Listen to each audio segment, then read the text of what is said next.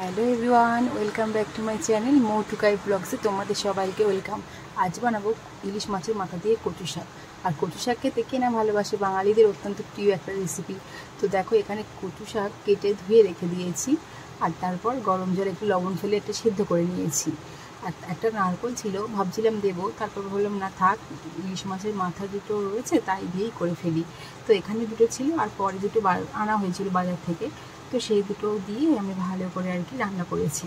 তো এখানে আদা বাটা, পেঁয়াজ কুচি আর লঙ্কা নিয়ে নিয়েছি, আর কড়াইতে দিয়েছি সর্ষের তেল আর শুকনো লঙ্কা। তারপরে ফোড়নগুলো দিয়ে আর মাছটা একটা আলাদা কড়াইতে ভেজে নিয়েছিলাম, নিয়ে তার মধ্যে মাছটা দিয়ে ভালো করে মাছের মাথাগুলো একটু ভেঙে নিতে হবে, যাতে সমস্ত কচু শাকে আর কি থাকে, সেই জন্য।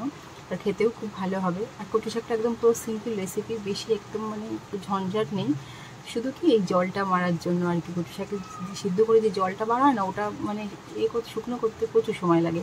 তো তারপরে দিয়েছিলাম হলুদ আর লবণ আর জিরে গুঁড়ো। দেখো, ভালোভাবে কষে নিয়ে লাস্টে দেবো একটু মিষ্টি দিয়ে নামিয়ে নেবো। তো আমার পুরো রেডি কচু শাক। আর এরকম ভিডিও আরও দেখতে চাইলে আমার পেজটিকে অবশ্যই ফলো করবে আর সাবস্ক্রাইব করে রাখবে, যাতে দ্রুত তোমাদের কাছে নোটিফিকেশান চলে যায়।